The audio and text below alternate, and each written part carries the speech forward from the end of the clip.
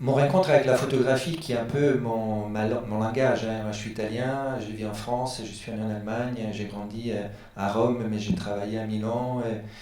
J'ai beaucoup voyagé et je crois que comment dire, la fascination pour l'altérité, l'ailleurs, naît tout simplement dans des albums de famille. J'ai une famille qui s'ancre parfaitement dans l'histoire de l'Italie du 19e et du 20e siècle. Un côté des partisans, un autre côté des colonialistes, donc des fascistes qui, qui ont fait leur prospérité, leur fortune en Libye et en Érythrée, en Éthiopie. Et des albums de famille associés à des histoires que j'ai entendues depuis que je suis tout petit. Et ben, ils ont fait, je crois, ils ont construit un imaginaire duquel je suis toujours débitoire aujourd'hui. Et je crois que c'est une raison pour laquelle je me suis approché à la photographie et j'ai vu dans la photo aussi une façon d'exister et de parler, d'avoir une voix. Et en même temps de profiter de cette rencontre avec l'autrui, donc l'autre, pardon. Et ça, c'est des exemples de photos que j'ai vues depuis tout petit, en fait. Ça, c'est ma première photo. C'est derrière mon lycée. J'ai grandi dans un quartier populaire à Rome. Et ben, mon époque, c'était soit bien la politique, soit bien l'héroïne. Et donc, je crois d'avoir navigué entre les deux. J'ai eu de la chance de ne pas tomber aussi pour donner, comment dire, de mon âge. Si j'étais né peut-être 5 ans avant, j'aurais pu tranquillement terminer dans un groupe terroriste qui se réformissait en réservoir humain, surtout dans les quartiers où j'ai grandi. En même temps, j'aurais pu terminer, comme beaucoup de ma génération, dans les bras de l'héroïne. Parce que vous avez vu les premières photos, évidemment, en pleine adolescence, j'ai décidé de devenir donc photographe et ça allait de soi pour moi de m'intéresser, d'aller visiter, de voir et de témoigner des endroits où les contrastes ils étaient assez forts, comme c'était mon background d'adolescent en fait. Donc j'ai préparé ça c'est mon premier reportage, c'était en Irlande du Nord, que ça a donné vraiment lieu, enfin c'est la première rencontre avec des vrais contrastes, des vrais murs, et évidemment ça s'est terminé en arrestation dû à mon inexpérience, en arrestation dans un centre de la police nord-irlandaise. Je vous montre toute comment dire, un CV régulier de journaliste de guerre. Moi, je ne suis pas un journaliste de guerre en plus, hein. Je ne suis pas un photographe de guerre, mais néanmoins, j'ai fait tout ça. Parce que je croyais que c'était une partie de ma, comment dire, de ma vie en fait. J'ai fait une devise d'un grand photographe anglais qui s'appelle Don McCallin. Je l'ai fait la mienne pour longtemps et cette devise, il dit quand il y a devant une situation de surprise, de perte de dignité, de violence, 9 personnes sur 10 tournent leur tête soit pour pas gêner la personne en question, soit par pudeur ou par autre chose. Le photographe, c'est celui-là qui regarde et qui témoigne avec sa caméra. Ça peut sembler basique, c'est sûrement, ça ouvre à beaucoup de réflexions, surtout aujourd'hui, mais pour moi, pour longtemps, c'était ça. Enfin, j'ai trouvé là-dedans l'explication de ma présence dans ces pays et mon devoir de témoignage, c'était liées à cette devise. Pour ce qui se souvient de la Bosnie, les Libans avec la montée en puissance du mouvement Hezbollah,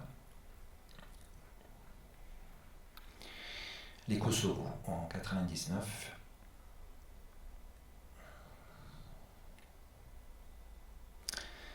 Et puis j'ai commencé un peu à vouloir, peut-être dû à l'âge qui passait et la réflexion qui était un peu plus poussée, j'ai voulu peut-être enquêter un peu plus sur des phénomènes toujours liés à une sorte de surfaction où il y a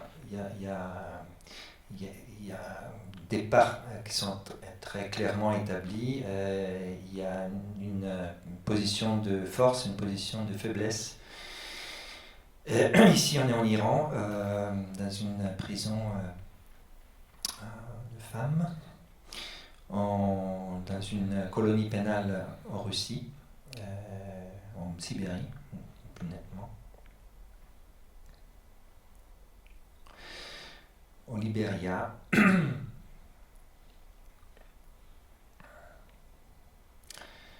Au Tibet,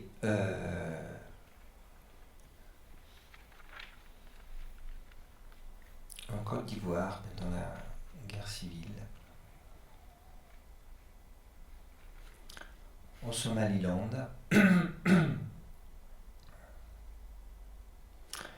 au Liban, à Tripoli, où il y a la communauté chiite et la communauté sunnite qui sont divisées par une grande avenue qui s'appelle Avenue de Syrie, et qui en petit, à mon avis, il représente la problématique de cette partie du monde où les deux grandes tendances de la religion musulmane ils se font face, géopolitiquement aussi, une partie liée à l'Iran évidemment et l'autre à l'Arabie Saoudite.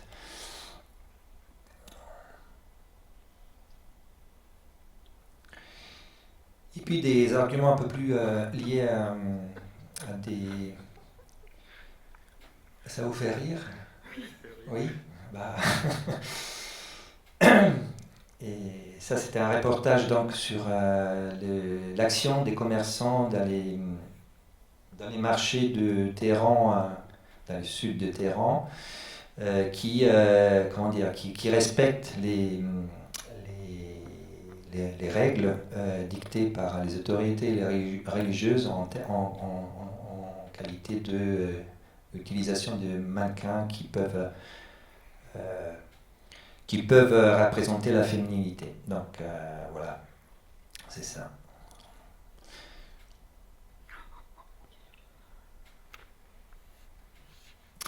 Et puis, de plus en plus, à partir de la fin la première décade des années 2000, j'ai senti qu'effectivement, peut-être plus j'ai développé un certain détachement, je dois dire, sur la capacité d'un témoignage,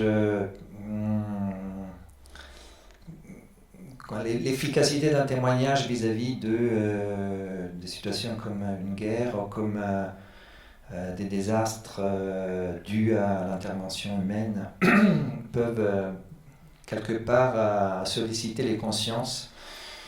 Et j'ai compris aussi qu'il y avait bien plus grand et plus pressant à documenter, à témoigner, et c'était un peu les désastres écologiques qui nous guettent. Donc j'ai concentré mon attention sur ces arguments-là, avec des histoires qui sont liées plutôt à l'écologie, que je trouve aujourd'hui être de loin la situation plus importante à témoigner. Donc les premières images, ils font partie d'un reportage sur la chasse de contrebande,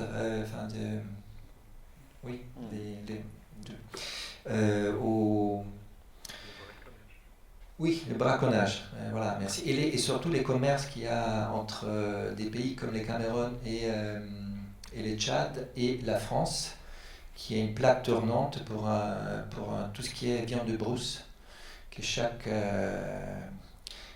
année, avec des dimensions incroyablement importantes, arrive en Europe, dispatchée à partir de Roissy, et dispatchée un peu partout en Europe. Ça, c'est plutôt lié, comme vous voyez, à la montée de la température en Arctique. Et la sécheresse, grande problématique, pas que dans les pays africains, mais aussi. Et ici, on est au Kenya, qui donne un très très important phénomène de sécheresse. Voilà. Et ça, c'était en 2014. À partir de 2014, j'ai commencé à plus vraiment, comment dire, être vraiment en porte-feu avec ce que je faisais. Et j'ai commencé avec une artiste. J'ai commencé un projet qui voulait expliquer un peu la montée de l'État islamique. Alors, merci.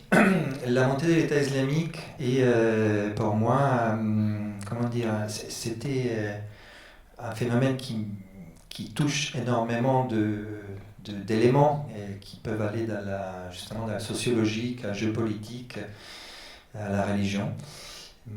Et ça concernait pas qu'une partie de la Syrie, mais ça concernait nous tous, je trouve, parce que ce qui m'intéressait pour pouvoir raconter, c'était justement cet exil d'une partie, une frange assez importante, je dois dire, de la population de certains pays européens qui rejoignaient un mouvement, une sorte de mouvement révolutionnaire. Ça m'a beaucoup rappelé ma jeunesse à moi, quand beaucoup, je vous dis, de personnes que j'ai connues, et même un peu plus âgées, ils ont rejoint ces mouvements terroristes en Italie pour essayer de changer une situation qu'ils trouvaient oppressante, et surtout pour changer une situation d'un État qui ne donnait pas de réponse à une génération qui demandait des réponses, en fait. Et donc, vous voyez, ça se complexifie. Et avec mes moyens de photographe, reporter, évidemment, je ne pouvais pas raconter ce phénomène si complexe. Donc, j'ai un peu sauté la ligne avec conscience de ce que je faisais, parce qu'on n'est plus dans le photojournalisme, mais on est dans un témoignage qui est différent.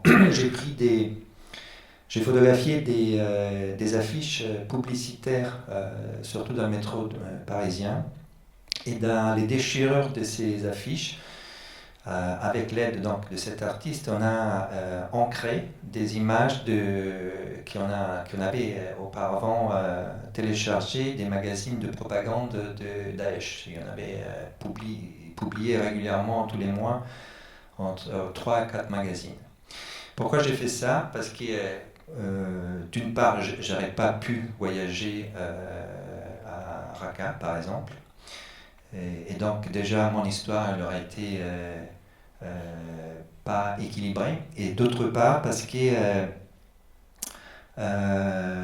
justement, c'était quelque chose de trop complexe pour être raconté d'une façon linéaire, à mon avis. La presse n'offre plus cet espace, ni les moyens de projets de long cours. Et puis il est arrivé Charlie Hebdo en 2015. Ce projet, je l'ai commencé en 2014. Et Charlie Hebdo et les attentats du 13 novembre, où j'ai été énormément sollicité, parce que je vivais à Paris, par la presse, qui me demandait de produire des reportages en 3-4 jours pour parler de la situation. Et là, je suis vraiment rentré en crise, parce que pour moi, c'était totalement absurde comme démarche. Je comprenais bien que la presse avait besoin de parler de ça, Mais je comprenais aussi bien que si je voulais rester honnête, devant un phénomène si complexe, 3 jours de commandes où j'aurais pu produire que des images totalement superficielles et totalement éloignées de la raison pour laquelle ces attentats s'étaient produits, ça faisait de moi quelqu'un qui était complice dans cette démarche superficielle et donc j'ai gentiment refusé toutes ces commandes. Mais néanmoins, c'était un peu la crise, et c'est là où, après avoir terminé ce travail en 2018, j'ai décidé de renouer avec les témoignages directs. C'était donc d'aller sous les bateaux, et c'était une partie d'un projet un peu plus large où je prenais comme point d'exploration pour raconter ce phénomène des migrations. Des points où les personnes, ce phénomène il redevient, il reprend une dimension corporelle parce qu'on passe de l'idée abstraite de personnes en mouvement à des lieux où, parce qu'ils sont comme dans l'école de l'échelle où Thomas il a super bien travaillé, à Calais, en mer, et ben ces flux, il redevient finalement des personnes. Et c'était ça mon but, en fait, de raconter les personnes et de rendre ces phénomènes abstraits très, très concrets. Et voilà. Et donc, c'est là qu'on arrive, et c'est là que j'aimerais bien, avec Mike, échanger sur la suite. Merci déjà Stéphano pour cette présentation. Il y a beaucoup de points d'entrée possibles pour échanger, discuter avec toi par rapport à ce riche parcours et cette démarche tout à fait passionnante. On a échangé ensemble sur la question de la place de la presse, de cet enjeu qu'il y a de décrire le monde et de décrire les situations qui devraient produire de la crise. Je parle au conditionnel, pourquoi ? Parce que on peut se questionner s'il y a finalement véritablement une crise, au sens où il y aurait un déclenchement de l'action publique à partir d'une décision qui conduirait à arrêter la situation ou le phénomène en cours. Et ce qui pose justement la question, avec encore une plus grande acuité, mais finalement, quelle est la mission de celui qui témoigne, de celui qui s'engage avec les acteurs, par rapport justement à de témoignages autour de ce qu'on pourrait appeler des savoirs inconfortables. Qu'est-ce qui peut être dit, qu'est-ce qui est dit, qu'est-ce que l'on fait de ce qui est dit, et quelles conséquences ça peut avoir vis-à-vis notamment des normes qui sont promues par les groupes dominants. Et j'entends par là l'idée de ce que...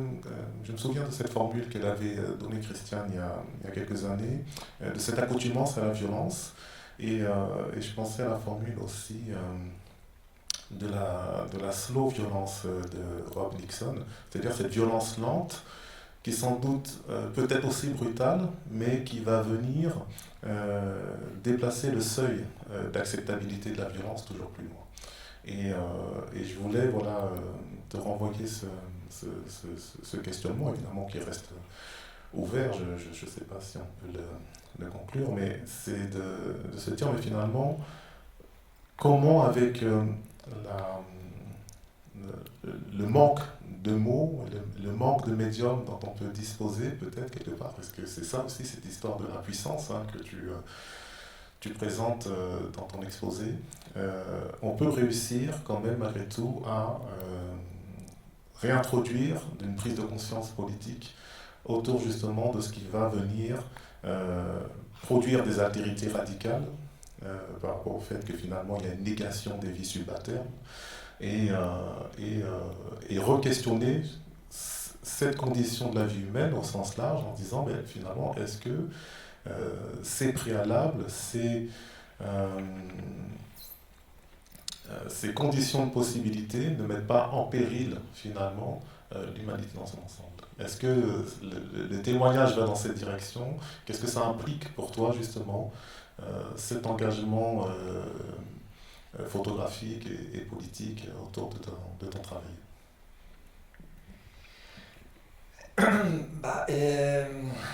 Alors, il faut pour moi repositionner historiquement la valeur de...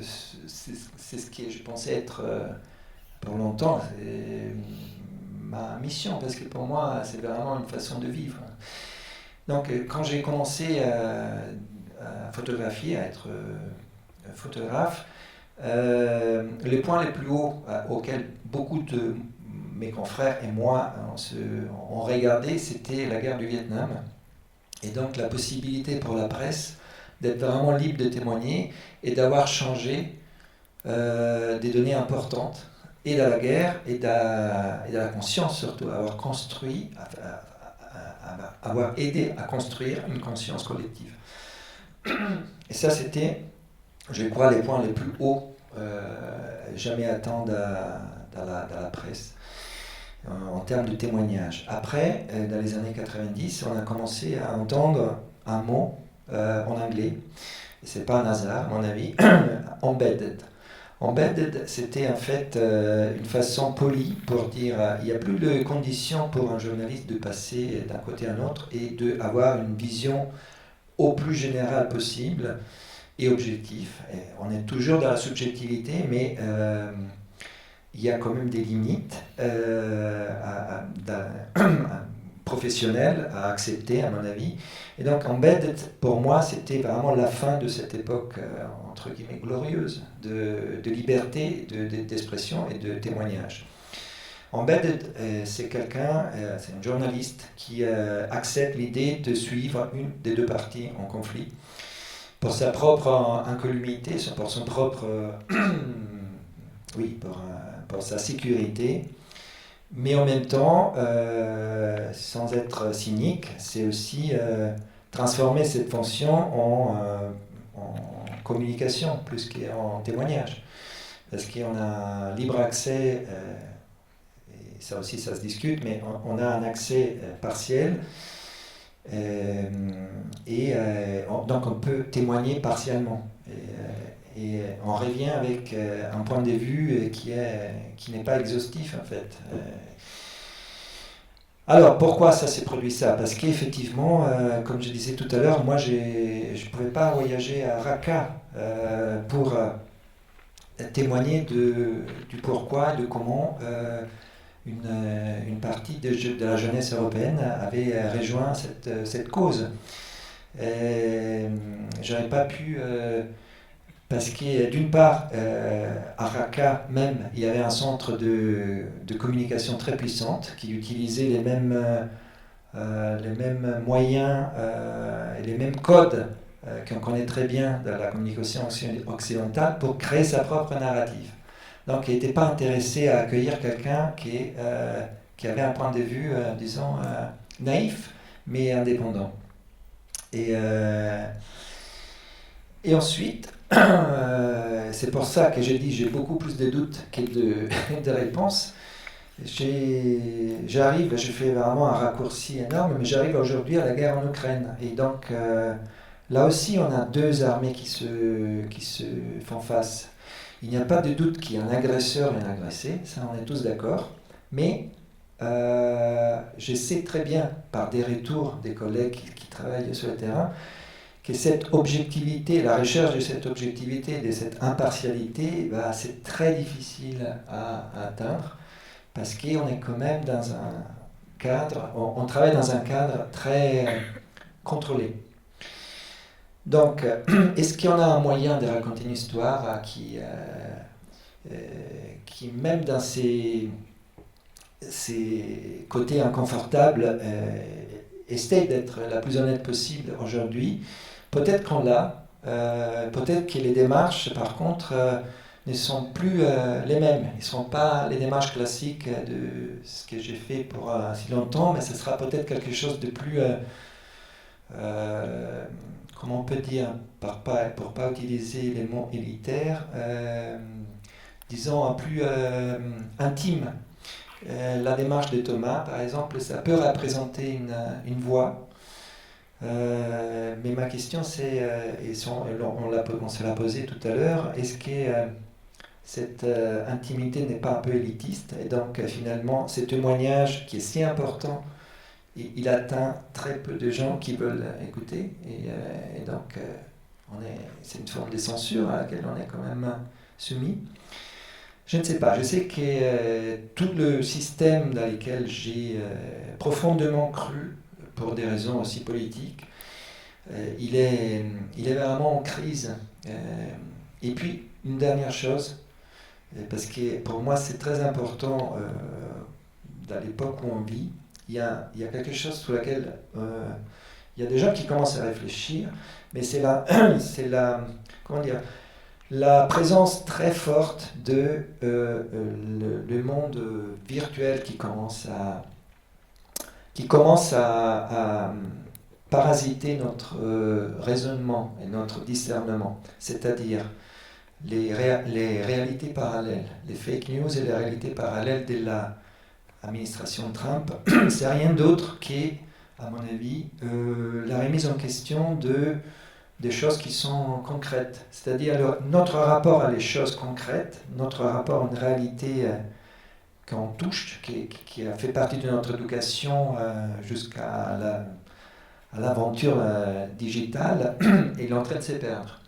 Donc, le risque, c'est qu'on voit un verre posé sur la table, qui pour moi est noir, avec le verre, il est marron ou gris.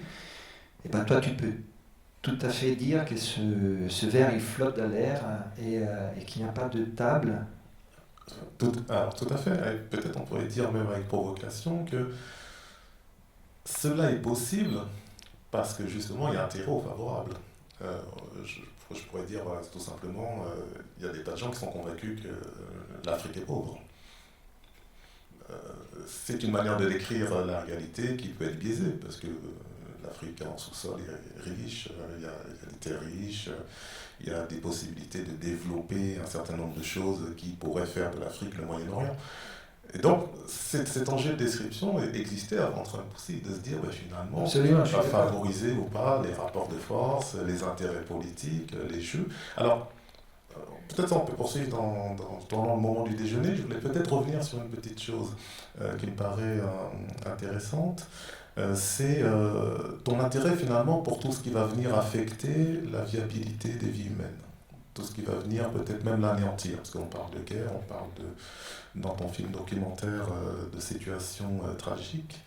Et dans ces jeux de tension entre s'engager et s'engager avec, tu nous racontes finalement qu'à un moment donné, tu t'engages sur ce bateau de sauvetage pour faire ton film documentaire, et puis qu'il y a un point de bascule dans cet engagé avec l'équipe de secours, même si voilà, on a échangé quelques mots, c'est un moment difficile pour toi d'en discuter, mais c'est peut-être sur un point de vue, peut-être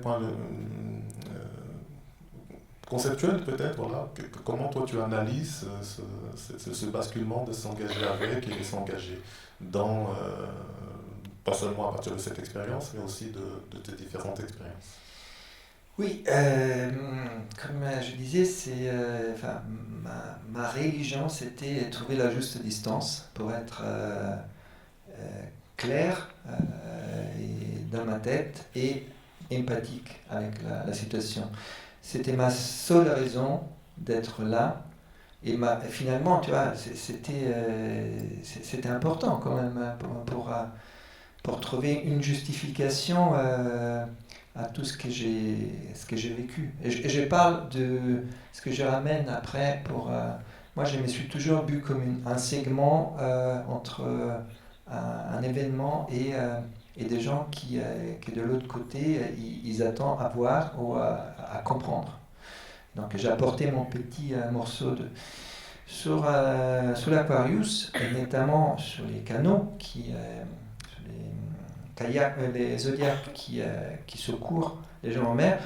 Cette position, elle s'est effritée complètement. Pourquoi ? Tout simplement pour des raisons d'espace physique. Il n'y avait pas, c'était pas possible pour moi de, évidemment, aider sous les moments, mais de me mettre à côté pour continuer à raconter une situation, puisque le zodiaque est confiné physiquement dans un périmètre où tu ne peux pas t'échapper en fait. Et symboliquement, si tu veux, oui, c'était c'était un piège personnel de dire, bah voilà, maintenant, tout ce qui est accru pour 30 ans, bah, ça s'évapore sur ces petits zodiaques où tu te rends compte de ton inutilité et de ton insuffisance en termes d'être humain, parce qu'une chose c'est d'avoir 30 ans et d'être entraîné, une chose d'en avoir 55 et avoir un minimum de rudiments de secourisme, mais ça n'a rien à voir. Donc, et là, mon inutilité en termes de secouriste, donc d'être humain qui peut vraiment aider et impacter une réalité, c'était dramatiquement, comment dire, clair. Et je me pose des questions encore aujourd'hui. Donc voilà. Ouais, on va pas tarder à passer la parole au public. Peut-être juste, voilà, je voulais avoir ton regard sur le décalage qu'il y a entre les moyens dont disposent les sauveteurs au regard du phénomène et puis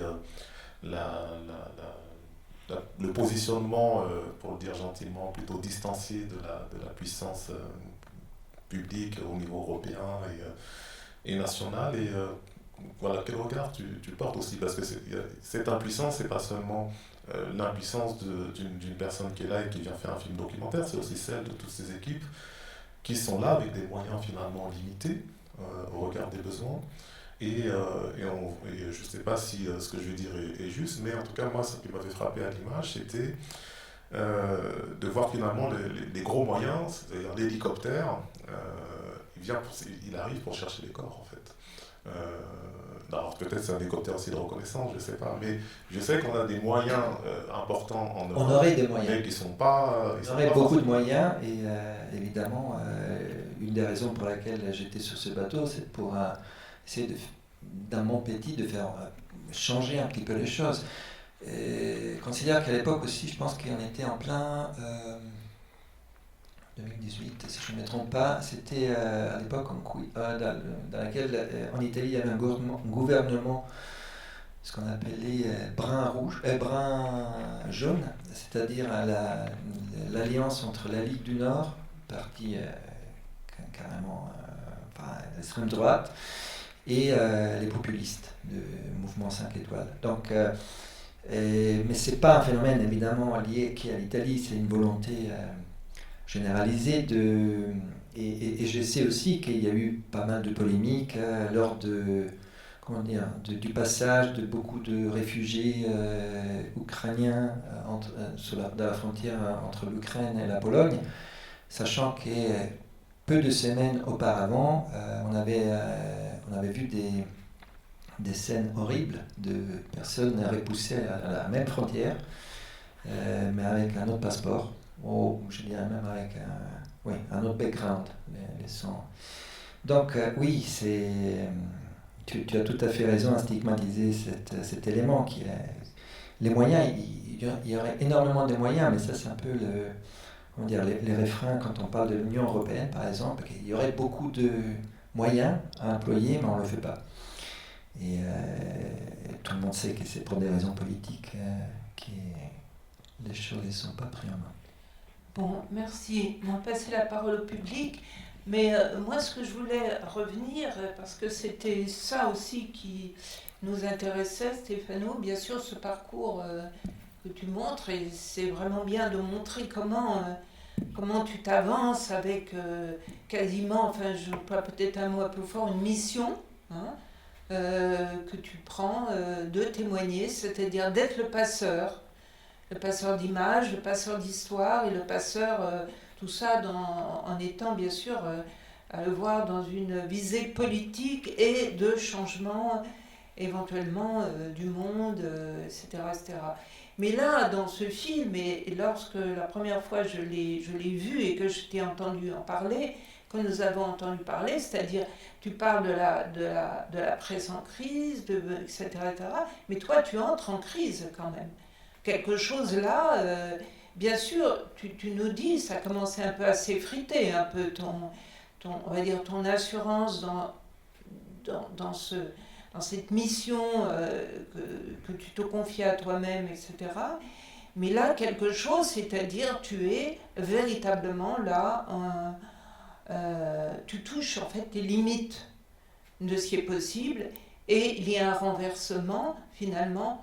Et à quoi je sers là? Là, je suis, c'est tes paroles. Je suis en train de prendre la place de quelqu'un d'autre qui pourrait secourir des vies. Donc, ça relativise, bien sûr, j'ai presque envie de dire collecte d'images, mais comprends bien comment je le dis, relativise, etc. Et ça demande, en effet, là, une sorte de remise en question fondamentale et de reconfiguration. Qu'est-ce que je peux faire, moi, si je continue avec cette mission de vouloir transmettre des images, et moi, comment je suis affectée par ce que je fais, et alors que je veux affecter le monde avec mes histoires, enfin avec mes images, c'est-à-dire prendre conscience dans ce sens, hein, pas dans le sens psychanalytique du terme. Donc on a là aussi pour moi une sorte de nœud là qui se fait entre le s'engager, oui, je m'engage dans ma mission, mais à un moment il y a un basculement, s'engager avec, et dans le s'engager avec, je prends une place, et où je suis, et comment je peux faire, comment je peux continuer, et est-ce que je continue de toute façon même dans cette voie en fait.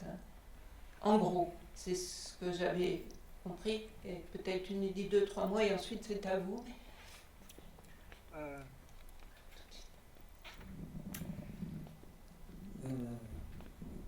Mon vrai problème sur ce bateau, c'était que, en fait, comme tu dis, prenant la place d'un autre, beaucoup plus utile que moi. C'était tes paroles, quelque part, quand on a échangé. Ouais. En fait, sous la balance, tu ne peux pas poser le devoir de témoignage et la vie humaine. C'est ça le problème. C'est ça, exactement. Ben voilà, et voilà. Donc, tout à fait. Et c'est ça qui est. C'est même pas une question quelque part, c'était vraiment une sorte de débâcle. Mais c'est vraiment personnel ça, donc je n'ai pas du tout envie de généraliser parce que ça pourrait être aussi mal compris. Témoigner, c'est vraiment fondamental, ça fait partie de notre. Enfin, c'est une lymphe vitale, si on dit comme ça, lymphe. C'est du sang pour la vie d'une démocratie, d'avoir la possibilité, l'accès à l'information. Je dis seulement que pour moi, devant. Ce que j'ai tiré de cette expérience, c'est que peut-être, justement, j'arrivais déjà avec plein de doutes. Et ça, je ne trouve pas encore une réponse, en fait. Voilà. Et en même temps, je sais que la balance, elle penche, et elle penchera toujours d'un côté. Quoi qu'on puisse dire ici et trouver des réponses aussi aux d'autres questions. Pour moi, c'est fait quand même. Moi, je suis bon là, tu vois, mais je suis passé à autre chose. Mais voilà, s'il y a des questions, je préfère répondre. Non, mais c'était intéressant justement de montrer qu'un photographe est là avec sa subjectivité justement et justement les émotions. Oui, tout de suite. beaucoup. Je vous remercie beaucoup de cette question éminente aujourd'hui pour tous. Effectivement, puisque les discours ne sont plus des discours monopolistiques et qu'on entend la diversité des points de vue. Et j'ai été touchée beaucoup quand vous dites que c'est parce que vous n'avez pas pu partir à Raqqa que vous avez fait autrement avec une artiste. Moi, de mon point de vue, j'ai été arrêtée par des questions de santé dans mon travail de réalisation. Et je me suis questionnée beaucoup sur l'éthique du geste filmique et des effets psychiques sur la personne filmée. Et c'est de ce point de vue-là que j'ai approfondi depuis 15 ans, que j'ai envie de vous proposer, sans aucune obligation de le prendre évidemment, par rapport à votre questionnement, une vie un peu plus large. Je partirai de ce que j'ai ressenti en voyant les images du film. J'ai vécu mes 3 premières années en Afrique. Donc j'ai fait cette traversée à un moment donné qui a été aussi un trauma pour moi, alors que ce n'était pas des conditions de guerre en France, mais dans le pays où j'étais, c'était la guérilla contre les derniers colons. Et c'est ce qui permet en fait de poser cette question, est-ce que nous n'avons pas besoin, et en cela votre témoignage est fondamentalement nécessaire, d'avoir une autre grille de lecture de ces événements. Et j'entends par là la question de la logique de la répétition historique, que ce soit du point de vue hegelien ou du point de vue freudien. Nous pouvons entendre que ces événements, ces départs, pourquoi partent-ils ? C'est un jeu très complexe, effectivement, aussi, d'images que l'on envoie de l'Occident, comme s'ils pouvaient être mieux ici que chez eux, avec la richesse dont on ne parle pas, justement, qui existe là-bas et qui est dénigrée. Et donc ces départs-là, est-ce qu'on ne peut pas les entendre d'un point de vue historique comme une répétition des départs de Dakar, où il y a encore ces trous béants dans la pierre et dans le ciment, des bateaux nantais qui partaient vers le commerce triangulaire. Donc moi j'ai besoin de poser cette question-là, et je trouve qu'aujourd'hui, merci à tous les organisateurs, c'est un espace où on peut se poser cette question. Et ça relativise à ce moment-là votre travail de témoignage pour la valeur d'une vie que vous auriez pu sauver. Est-ce que vous n'êtes pas justement le passeur d'une possibilité de questionner autrement l'histoire et donc de prendre notre responsabilité dans ce qui se passe et de renvoyer ça, tout ce qu'on en est ici, vers les pouvoirs publics, parce qu'à ce moment-là, il y aurait peut-être d'autres moyens qui seraient mis en place si on considérait la responsabilité historique qu'on a dans ces événements. Merci. Merci. Il y a... C'est très beau ce que vous dites, mais il y a quand même pour moi, il y a un problème. Et c'est celui-là comme je disais, du périmètre physique dans lequel j'ai travaillé sur les bateaux. C'est-à-dire que... et puis la différence aussi fondamentale pour moi de dire je suis témoin d'une guérilla, je suis témoin d'une guerre aussi, comme ça a pu m'arriver. Et il y a donc, c'est des causes qui sont énormes, c'est de la géopolitique, c'est de l'économie, et les gens, quelque part, ils veulent, ou ils ne veulent pas, ils subissent, mais c'est une situation qui n'est pas déterminée, enfin, où moi, je peux que témoigner. Sur un bateau, il y a la casualité, parce que justement, un zodiaque qui peut résister plus ou moins, ça dépend tellement de petits détails. Mais il y a aussi le fait que les places sont comptées. Et donc, combien ça vaut ce témoignage vis-à-vis des vies humaines qui peuvent être sauvées? Et vous avez dit une vie sauvée, moi je vous dis beaucoup plus qu'une vie, déjà. Et pour moi, ça ne vaut pas la peine, en fait. Enfin, mon témoignage ne vaut pas la peine. Non. Merci. Qui d'autres questions? Parce que nous sommes aussi rivés à la montre. Hein. Donc voilà. Les questions qui? Christiane, oui, non, je croyais que l'autre bougeait là-bas. Oui, sur cette question de l'inutilité ou l'utilité des images, je ne pense pas que les images en soi aient une utilité, c'est-à-dire des images de personnes à la mer. On en a vu énormément. On a vu en particulier, par exemple, l'image de cet enfant mort sur une plage entre la Grèce et la Turquie. Ça a fait la une de tous les journaux, ça a fait pousser des cris d'orfraie à toute la bien-pensance humanitaire internationale, et ça n'a strictement rien changé aux politiques publiques. Et c'est là où je voulais en venir, c'est-à-dire ces politiques publiques, ce sont des politiques qui, elles, n'envoient pas du tout l'Aquarius, mais envoient Frontex, c'est-à-dire des agences criminelles qui vont repousser intentionnellement les exilés à la mer, les noyer ou les renvoyer sur les côtes libyennes sur lesquelles ils vont être torturés. C'est ça la pratique des politiques publiques européennes. Donc, ce n'est pas du tout des politiques qui laissent faire la mort des gens, ce sont des politiques qui intentionnellement provoquent leur mort et tuent. Ce sont des politiques intentionnellement meurtrières et extrêmement bien financées, entre autres par nos impôts. Donc, autrement dit, nous ne sommes pas des témoins de cette histoire, nous en sommes des acteurs. Et à notre corps défendant, et pour le plus grand bien de direction politique, absolument assassine.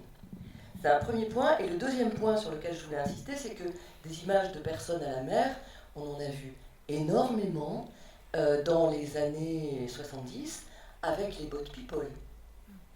Et l'autre question à se poser, c'est que devenaient les gens qu'on avait montrés à la mer à cette époque-là? Ils étaient accueillis parce qu'il y avait des politiques publiques, on connaît tous beaucoup de descendants de boat people avec lesquels on travaille, et il y avait des dispositifs d'accueil et tout était prévu pour ça. Donc l'autre question, c'est que deviennent aussi ces gens, même ceux qui auront été sauvés de la mer, ils vont être envoyés dans des centres de rétention administrative, ils vont être laissés à la rue, ils vont être, pour les mineurs non accompagnés, livrés à la prostitution. Autrement dit, il ne s'agit pas simplement de sauver des vies de la mer, il s'agit surtout de savoir comment des vies humaines sont prises en compte dans la réalité d'un espace social commun, même une fois qu'ils sont arrivés sur une terre. Et je crois que ça, c'est vraiment les questions fondamentales, il me semble, à vrai dire, beaucoup plus que de savoir si on a soi-même bien fait ou mal fait d'être ici ou là. Personnellement, j'allais dire, c'est quand même pas très grave et très anecdotique, en regard effectivement de tout ce à quoi nous sommes confrontés et qui en revanche, là, doit être dénoncé en tant que tel. Bien sûr. Tout à fait d'accord, mais je veux simplement dire, parce qu'elle dit, Christiane dit, ça n'a pas d'importance à la fin, etc. Quand même toujours la question aussi, quand même, de soi comme sujet dans une situation, etc. Parce que tu as un ancrage, etc. Ce qui va aussi définir la manière dont tu vas agir, dont tu vas être acteur, etc. C'est pas l'effacement, la personne comme sujet. Enfin, je voulais dire, on peut en discuter. Il s'agit de le remettre en perspective. Oui, bien sûr. Dans des conditions politiques. Tout à fait. On le remet en perspective, mais le sujet dans la cité, c'est vraiment aussi toujours qu'il y a une portée politique, comme tu sais.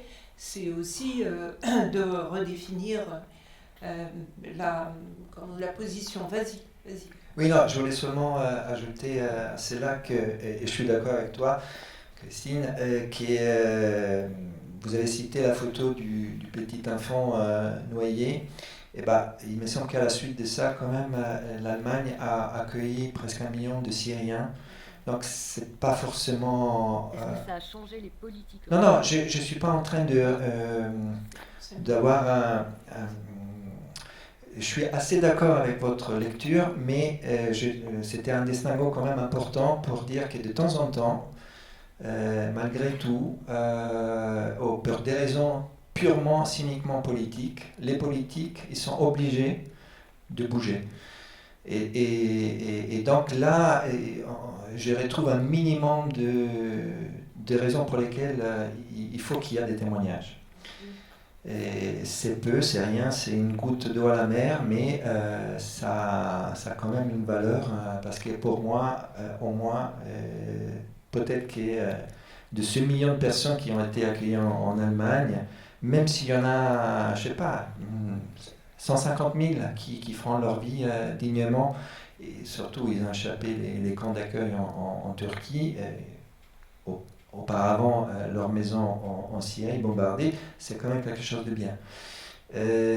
Sous ma présence comme témoin, il me semblait que c'était un peu les thèmes de ce symposium. Après, évidemment, mon histoire, mon petit drame personnel, ça n'a rien de spécial comparé à la tragédie qui se consomme. Mais voilà, c'est vrai que... C'est un crime. Et vraiment, je crois qu'il faut dire, appeler les choses par leur nom. C'est ça simplement que je voulais dire. C'est pas une tragédie, c'est pas quelque chose qui tombe du ciel. C'est pour ça d'ailleurs que j'ai repris l'idée des Boat People, parce que pourquoi est-ce qu'effectivement on a accueilli les Boat People? Parce qu'ils venaient de pays qui à l'époque étaient dirigés par des directions communistes, et que donc tout l'humanitaire s'est fondé sur un anticommunisme principiel, en disant regardez ce que font les communistes, c'est dégueulasse, nous on accueille. Là, d'où viennent ces réfugiés? Ils viennent de pays qui sont, comme l'a laissé entendre Mike, livrés à la prédation économique européenne. Ils fuient leur pays à cause de cette prédation économique et de cette corruption politique entièrement conditionnée par le rapport à l'Europe, et pas seulement à l'Europe d'ailleurs, mais entre autres à l'Europe. Donc, enfin, les anciens pays colonisateurs ont une très grande responsabilité là-dedans. Donc, et du coup, évidemment, jamais n'est mise en valeur et en évidence les raisons véritablement politiques qu'ils ont de fuir leur propre pays, alors que c'était mis en évidence. Du coup, ils ne seront même pas accueillis, ni comme réfugiés politiques, ni comme réfugiés économiques, ce qui pourtant était le cas des Boat People. Voilà, donc c'est cette différence que je fais au niveau des directions politiques. Oui, sauf que ça c'est beau ce que vous dites, c'est sûrement... alors, je ne sais pas qui devrait faire ça, si c'est la presse qui devrait effectivement se pencher un peu plus. Et de temps en temps, quand même, on peut lire des articles de fond qui nous expliquent les vraies raisons de ces phénomènes et les vraies attitudes et le vrai agenda caché des États. Mais en même temps, je vous donne un exemple tout bête, mais le travail que j'ai fait auparavant, celui-là, qui s'appelle Babel, celui-là, les affiches du métro parisien et les images de propagande de Daesh, et ben en France, personne n'a voulu le voir. Elle a été exposée beaucoup de fois dans notre pays, mais en France, je veux dire, même quand on met les doigts dans la plaie, et ça fait mal, parce qu'évidemment, moi je mettais sur le même plan une société qui promet beaucoup à toute une jeunesse qui vit à part l'ascenseur social, l'égalité des chances, et qui à l'arrivée, pour les têtes un peu plus peut-être manipulables, faibles, ça vaut beaucoup plus une offre d'identité forte de l'autre côté de la Méditerranée, dans un état terroriste, parce qu'ici on est invisible. Et ben, tout ça, cette réflexion que vous dites est importante, et c'est une autocritique, et ben, je ne trouve pas beaucoup de place, je ne trouve pas beaucoup de moments de cette autocritique qu'on devrait faire tous. Et voilà. Donc c'est juste pour dire que c'est pas si simple que ça non plus. Absolument, c'est le rôle des agences de presse. C'est ça aussi de votre travail, c'est de faire votre place pour ce que vous avez à montrer. Bah, je vous assure, je le fais tous les jours, hein, mais c'est notre travail. Évident. Je voudrais juste rajouter quelque chose. D'abord, je te remercie, Stéphano. Moi, j'ai trouvé tout ce que tu as dit et ton parcours extrêmement intéressant. Ton travail commence, tu commences tes images avec deux tableaux et tu le finis avec Babel, qui sont aussi une sorte d'œuvre à partir de la photographie. Tu as le photojournalisme qui est là, que tu interroges. On te voit avancer, te questionner dans cette place de photojournaliste. Et je trouve que dans ce film, justement, le fait que tu t'interroges sur ta place et que tu la perdes, ça m'a fait penser aussi à Thomas tout à l'heure. Toi, c'était vous qui disiez à très juste titre que tu n'étais pas forcément à ta place, ou tu l'as cherché par rapport à des gens qui étaient chez eux et on sentait ces corps investis, et toi qui étais en quête d'une place. Et je trouve que d'abord, il y a quelque chose peut-être qui est passé à la trappe, parce que le son n'était pas bon. C'est que la plupart des gens qui partent, en tous les cas dans cet endroit, sont des pêcheurs, parce que ce sont les bateaux qui rasent les Espagnols et les bateaux chinois qui rasent absolument tous les poissons, donc il n'y a plus rien, ils ne peuvent plus s'alimenter. Et je crois que ce que j'ai vu chez vous, c'était une question de place, c'est-à-dire vous vous interrogez sur votre place, et je crois qu'on s'interroge tous sur notre place. Et je crois que c'est ça qui est intéressant aujourd'hui, c'est ce qui fait aussi que le réel n'est plus aussi clair pour tout le monde, et de la même manière, c'est parce qu'on est en train de changer de place, et quand on change de place, on ne voit pas les choses de la même manière. Et je pense que ce qu'on a abordé aujourd'hui, c'est ce changement de place. Enfin, ce matin, c'est ce changement de place. Et ce changement de place nous interroge tous. Et tu es en train de te questionner sur la manière de représenter le réel, comme on le fait tous. Et je crois que c'est important de le faire. Et c'est pas est-ce qu'on a raison ou pas raison. Il y a des enjeux politiques extrêmement qui sont évidents. Mais je crois aussi que changer notre place et trouver sa place en n'en ayant pas déjà, c'est une place, il faut déjà commencer par accepter, et petit à petit on est en train ici tous ensemble de reconstruire une place, et c'est de cette place aussi une place d'action, et c'est de cette place aussi qu'on va pouvoir faire changer les lignes qui sont pour l'instant, telles que vous les décrivez à très juste titre, inacceptables en tous les cas pour moi et pour nous apparemment. Pour un être humain normalement constitué. Pardon ? Pour un être humain normalement constitué. Ça je laisse aux autres, mais je pense aussi, oui. Voilà. Bon, bah, écoute, un grand merci. Merci. Merci à Mike pour son rôle de discutant et d'avoir touché vraiment du doigt, comme d'habitude, les points névralgiques. Et merci à Valentin qui a fait une forme de synthèse. Et voilà. Donc nous allons déjeuner.